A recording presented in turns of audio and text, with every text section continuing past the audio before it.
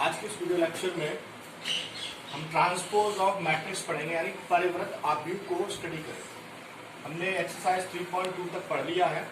Exercise 3.3 को पढ़ने के लिए हमें सबसे पहले एक टॉपिक पढ़ना पड़ेगा, ट्रांसपोज ऑफ मैट्रिक्स। तो ट्रांसपोज ऑफ मैट्रिक्स पढ़ने के लिए कि होता क्या है ट्रांसपोज ऑफ मैट्रिक्स। मान लीजिए दैट मैं कंसीडर कर लेता हूं कि मैंने एक मैट्रिक्स माना, मैंने मान लिया एक मैट्रिक्स है जो 3 2 4 6 2 -2 ऐसे करके एक मैट्रिक्स दे रखा है जो ए है। ये जो मैट्रिक्स है, इस मैट्रिक्स का जो ऑर्डर है वो 3/2 का है। इसका है 3/2 का, यानी कि 3 रो है और 2 कॉलम है।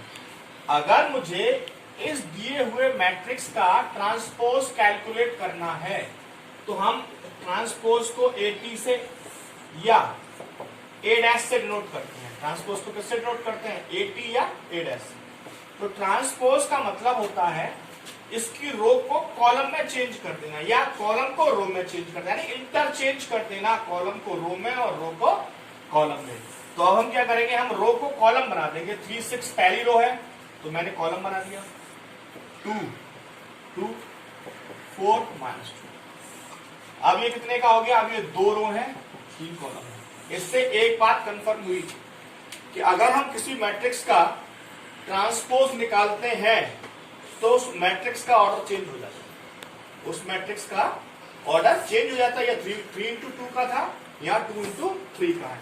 तो सीधी बात है, जब किसी मैट्रिक्स का ट्रांसपोज किया जाता है तो उस मैट्रिक्स में केवल एक बदलाव होता है, वो होता है उसका ऑर्डर चेंज हो जाना। ऐसे भी लिख सकते हैं, एक मैट्रिक्स है जिसको हमने ऐसे मान लिया A11 A12 A21 A22। अगर हमें इसका निकालना है AT या A', ये मैट्रिक्स को ही ट्रांसपोज को ही डिनोट करता है। A11 A12 A21 और A22। ये भी एक 2/2 का है और ये भी 2/2 का है। ठीक, यानी कि ट्रांसपोज ऑफ मैट्रिक्स में केवल और केवल ऑर्डर चेंज होता है और कुछ भी चेंज नहीं होता। तो ये बात थी ट्रांसपोज ऑफ मैट्रिक्स की, यानी कि मैट्रिक्स का ट्रांसपोज कैसे निकालते हैं। एक और एग्जांपल आप देख लीजिए, मैं यहां लिख रहा हूं, अगर ऐसा हो 3 2 4 6 0 2 ऐसे करके दे रखा हो। कितने का है ये यही है। तो थोड़ा सा मैं इसे और बढ़ा देता हूं, इसको भी ऐसे भी लिख सकते हैं। दोबारा से लिखे देते हैं 3 2 0 4 6 8 0 5 6। ये एक मैट्रिक्स मान लीजिएगा B।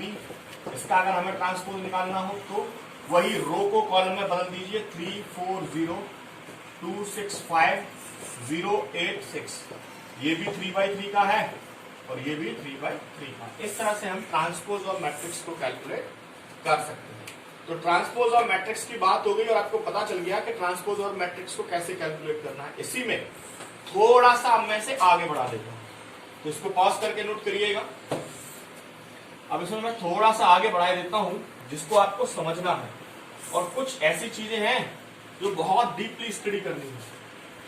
इसके बाद में इसमें 2 टॉपिक्स आते हैं इस मैट्रिक्स के अंदर। एक तो होता है सममित आव्यूह,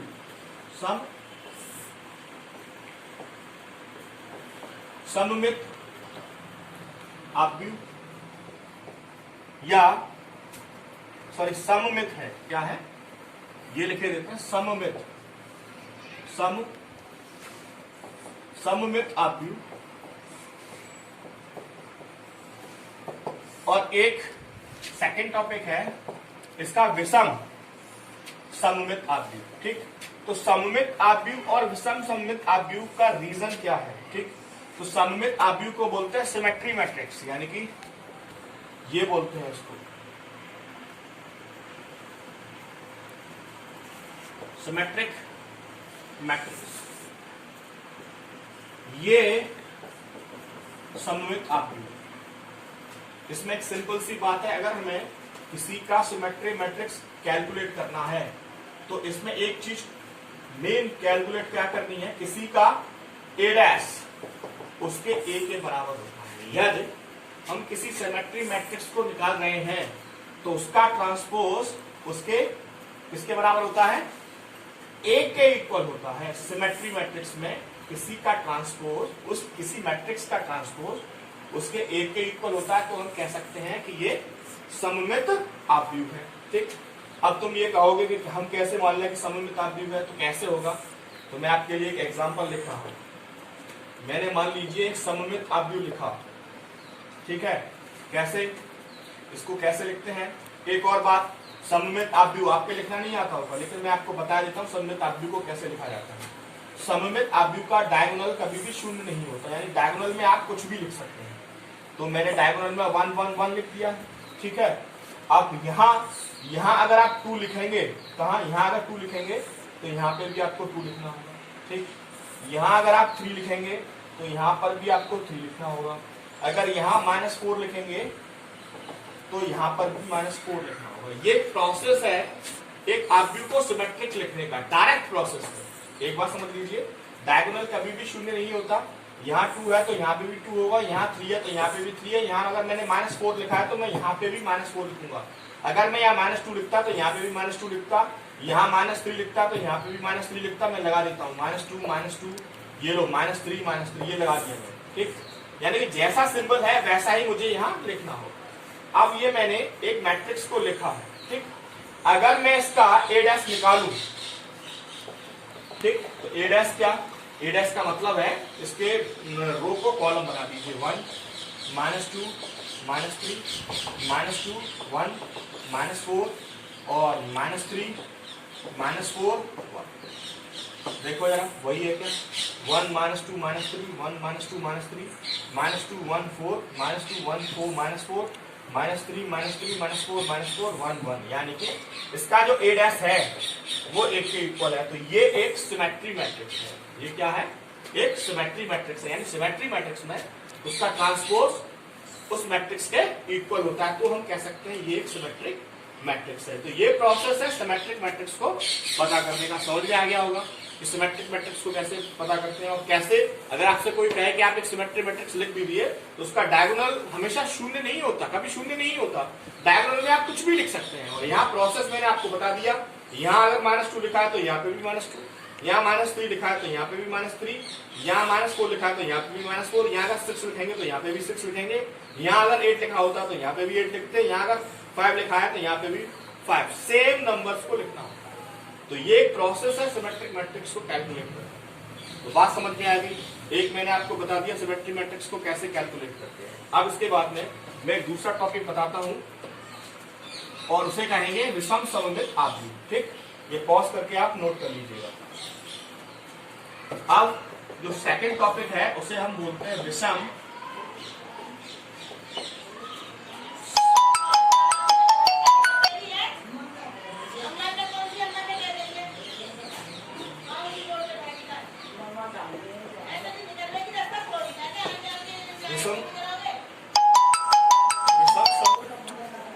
सममित आव्यूह, ठीक। जब इसको बात करेंगे विषम सममित आव्यूह को, तो इसको कैलकुलेट करने का सीधा प्रोसेस है। विषम सममित आव्यूह में ये याद रखना, अगर हमें कोई विषम सममित आव्यूह लिखना है तो विषम सममित आव्यूह को लिखने का एक प्रोसेस है। पहले तो वो समझ लीजिए, मान लीजिए एक मैट्रिक्स है, आपके मैं थोड़ा सा उससे बता रहा हूं, और विषम सममित आव्यूह में हमेशा डायगोनल शून्य होता है। तो पहले तो ये लिख दिया। अगर यहाँ पे ई लिखा है तो यहाँ पर इसका अपोजिट लिखा जाएगा, माइनस का ई। यहाँ एफ लिखा है तो यहाँ माइनस का एफ लिखा जाएगा। यहाँ अगर जी लिखा है तो यहाँ माइनस का जी लिखा जाएगा, ठीक। इस तरह से हम इसको लिख सकते हैं, यानी कि इसका डायगोनल हमेशा शून्य होता है, ठीक।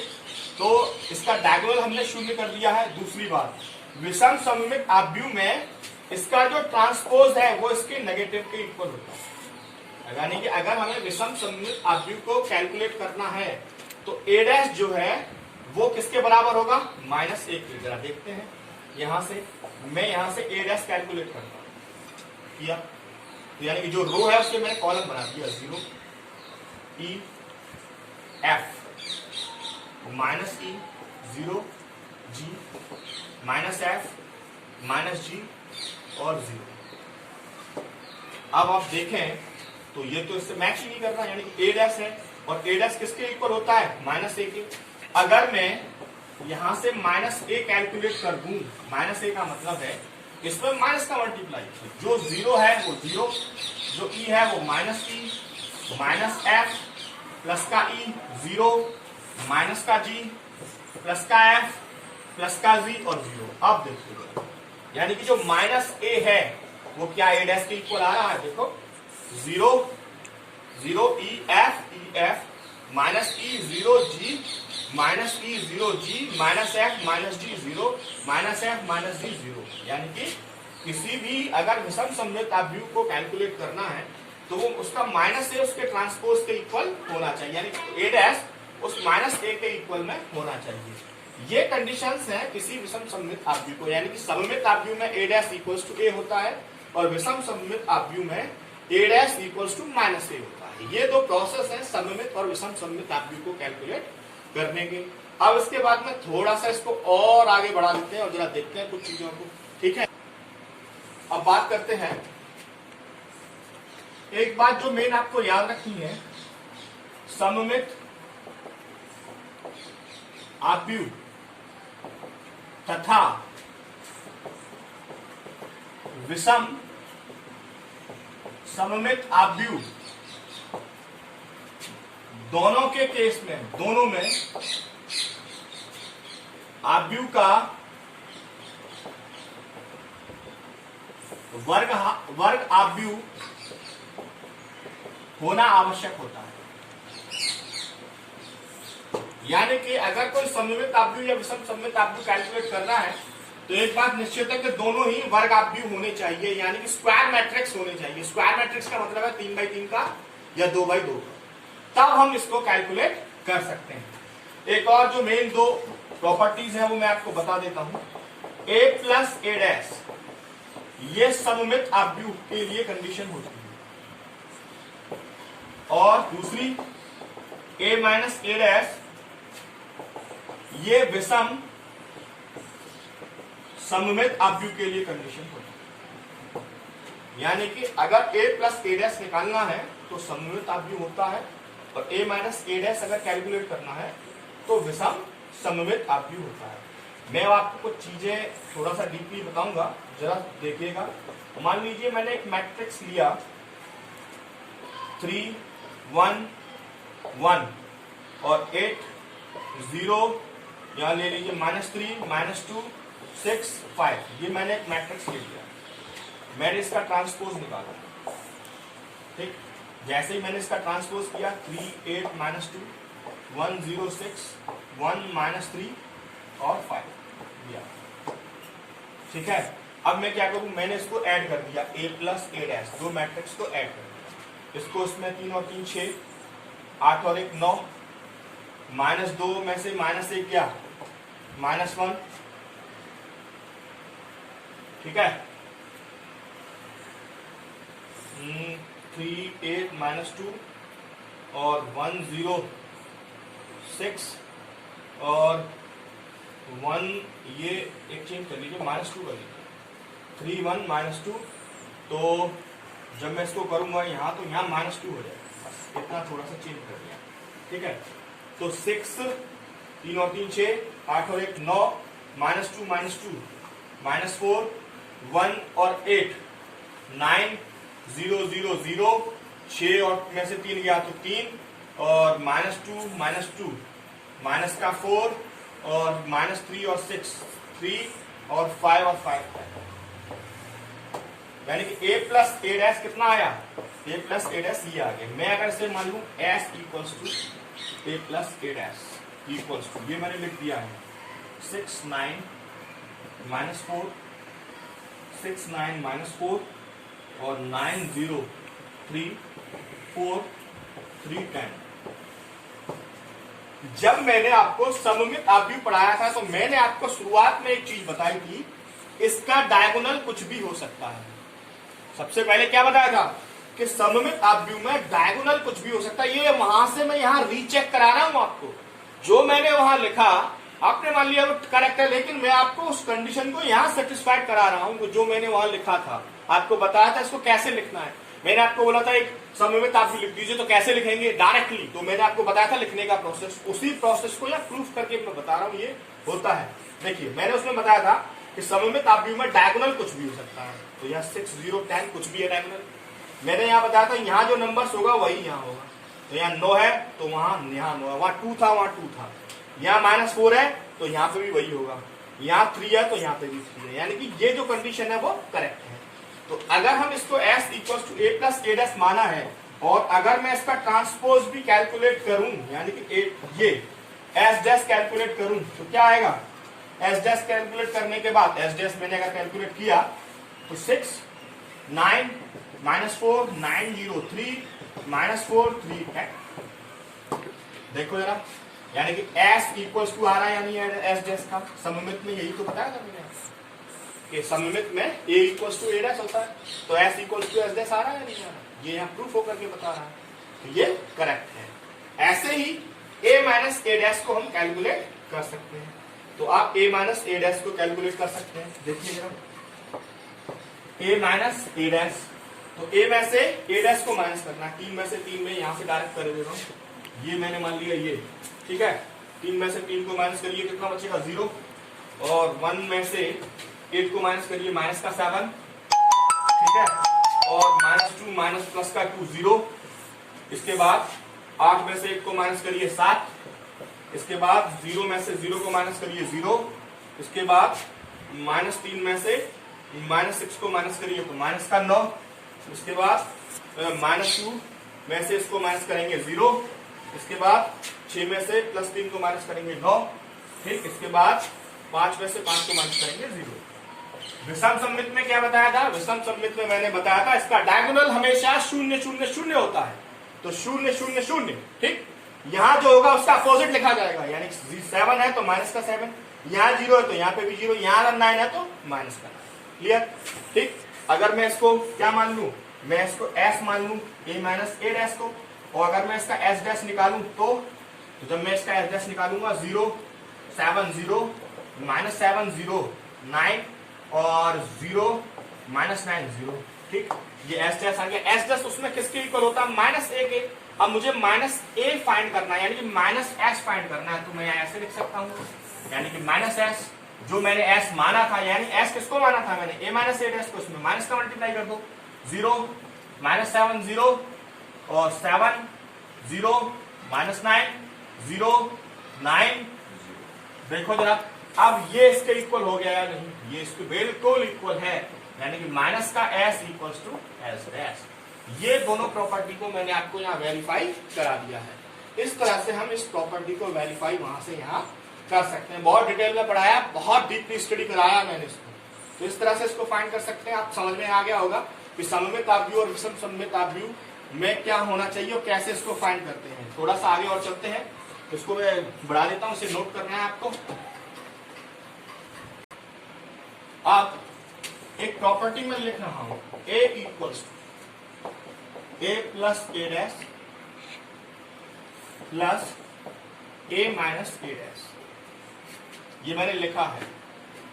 अगर मैंने ये इसको लिखा, लेकिन अगर हम इसको सॉल्व आउट करें तो -a से a डैश से a डैश कैंसिल आउट हो जाएगा, a और a टू भी हो जाएगा, लेकिन यहाँ तो a है तो इसको ऐसे लिख सकते हैं क्या, 1/2 का मैंने डिवाइड कर दिया, a प्लस a डैश, ऐसे लिख सकते हैं जी, हाँ बिल्कुल लिख सकते हैं, इसको ऐसे लिख सकते हैं क्या,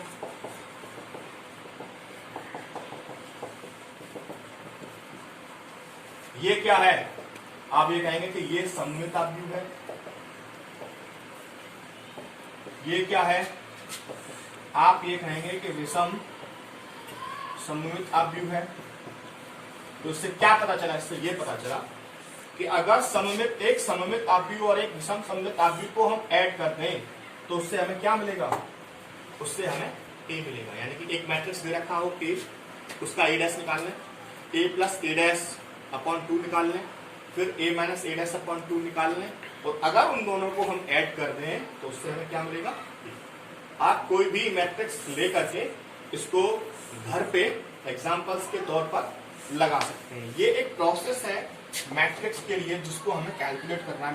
मैं आपको बहुत डीपली इसको स्टडी कराया है, और बता दिया है कि ये कैसे करना है। तो आप समझ गए होंगे कि हमें इसमें स्टडी क्या करना है। तो अब जरा एक्सरसाइज की तरफ देखते हैं कि एक्सरसाइज क्या कह रही है। ठीक है, तो देखते हैं, इसे जरा नोट कर लीजिएगा।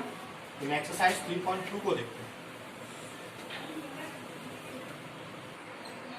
क्वेश्चन नंबर फर्स्ट को आप लगा लेंगे क्योंकि उसमें केवल मैट्रिक्स ट्रांसपोज पूछा है। क्वेश्चन नंबर सेकंड से मैं शुरुआत कर रहा हूं। एक मैट्रिक्स दिया है ए, जिसमें दिया है -1 5 -2 और 2 7 1 3 9 1। उसने फर्स्ट पार्ट में आपसे पूछा है, एक बी और दिया है। बी में दिया है -4 1 1 1 2 3 और -5 0 1। इसको हमें प्रूफ करना है। उसने फर्स्ट पार्ट में एक पार्ट में लगा रहा हूं, a प्लस बी का डैश पूछा है equals to a dash plus b dash. तो मैंने बायां पक्ष लेकर के चल रहे हैं। ठीक है, a प्लस बी, तो पहले मैट्रिक्स को ऐड कर लेते हैं। ठीक है, तो a प्लस बी का मतलब है जो दिया है a प्लस बी का डैश कैलकुलेट करना है। ठीक है, तो पहले आप a प्लस बी कैलकुलेट कर लीजिए। a प्लस बी का मतलब है -1 5 -2 2 7 1 3 9 1 प्लस -4 1 1 1 2 3 -5 0 1। अगर मैं इसको ऐड करूंगा तो -1 और -4, ठीक, माइनस का 5 5 और 1 6 -2 और 1 -1 2 और 1 3 7 और 2 9 ये 3 और 1 4 और इसके बाद में 3 -2 9 में से ये 9 और इसके बाद में 1 और 1 2। ठीक, ये a प्लस बी आ गया। अब इसका मुझे ट्रांसपोज और कैलकुलेट करना है। आपको पता है क्या करना है, रो को कॉलम में बदल देना है। -3 2 -2 6 9 9 -1 4 2। ठीक है, a प्लस बी। अब ऐसे ही आपको करना क्या है, a डैश निकालना है। a डैश मैंने आप यहां निकाला दायां पक्ष। ठीक, तो दायां पक्ष में a डैश निकाल लिया। a डैश का मतलब है a का ट्रांसपोज कर दीजिए। -1 2 3 5 7 9 -2 1 1, यानी रो को कॉलम में और कॉलम को रो में। और b डैश निकाल लीजिए ऐसे ही, यहां से इसको भी चेंज कर दीजिए। -4 1 -5 1 2 0 1 3 1। ठीक, अब इन दोनों को ऐड कर दीजिए, a dash plus b dash.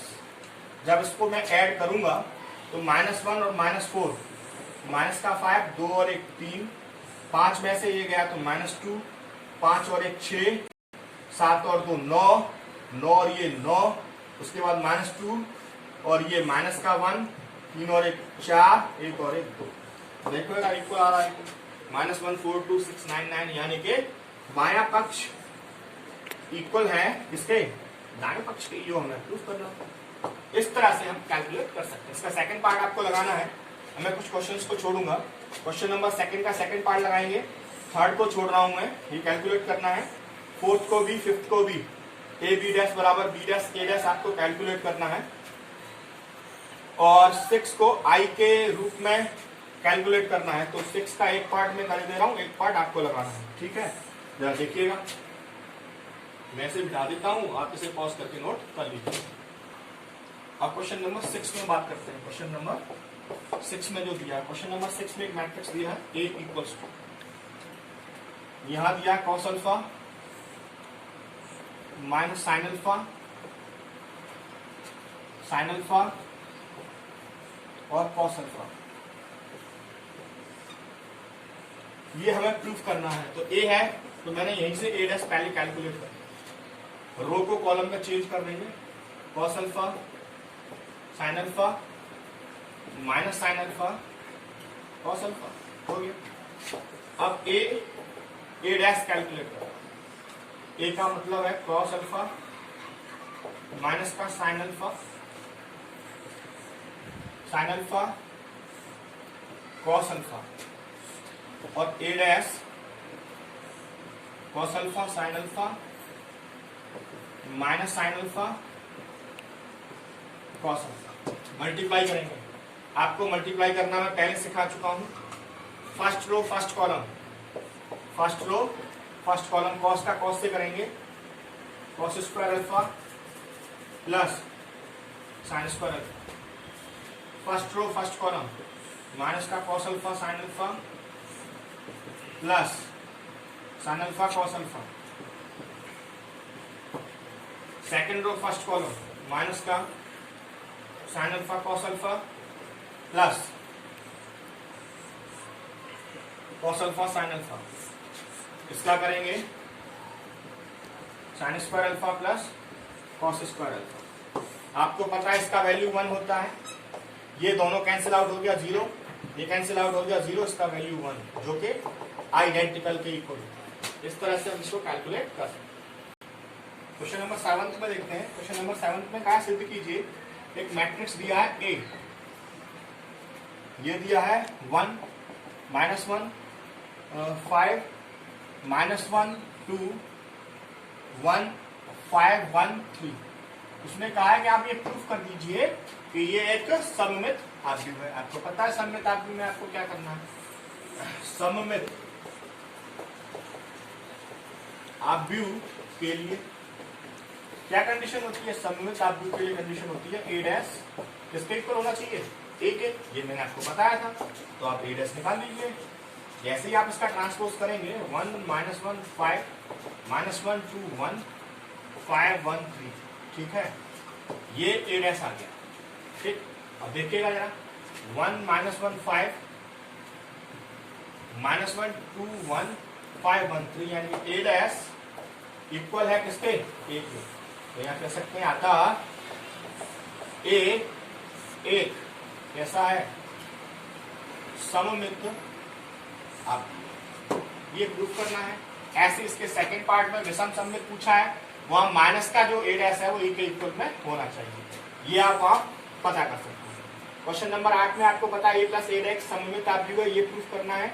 a minus a dash ये निकालना है। सत्यापित कीजिए कि a प्लस a डैश एक सममित आव्यूह है। ये मैंने वहां जो प्रॉपर्टी लिखाई थी कि a प्लस a डैश को मैंने s माना था और उस s को फिर मैंने s डैश में कन्वर्ट किया था, तो वो दोनों इक्वल आ गए थे। तो आपको इसमें क्वेश्चन नंबर 8 में वही प्रोसेस अपनाना है जो मैंने वहां लगाया था। ठीक है, तो इसमें जो दिया गया एक सिंपल तरीका है, यह एक सममित है। विषम सममित में आपको पता ही है। तो क्वेश्चन नंबर 8 आप लगा सकते हैं।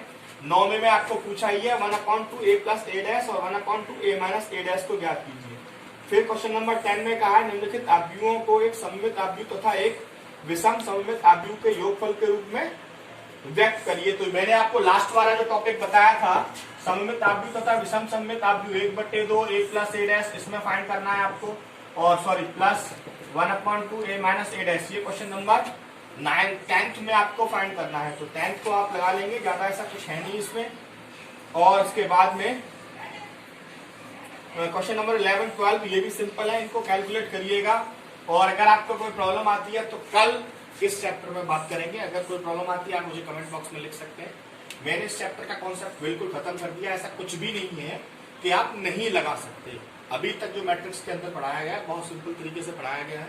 कुछ क्वेश्चन ही मैंने लगाए हैं क्योंकि बता ही इतना दिया है कि आप आसानी से लगा सकते हैं। लगाइएगा, अगर प्रॉब्लम आती है आप मुझे कमेंट बॉक्स में लिखिएगा, मैं उसको जरूर सॉल्यूशन में लिखूंगा। ठीक, आसानी से पूरा काम है। फेर वक्त करिएगा, रिवीजन करिएगा। कल नेक्स्ट एक्सरसाइज में बात होगी और चैप्टर को खत्म करने की कोशिश करेंगे कि जल्दी से चैप्टर खत्म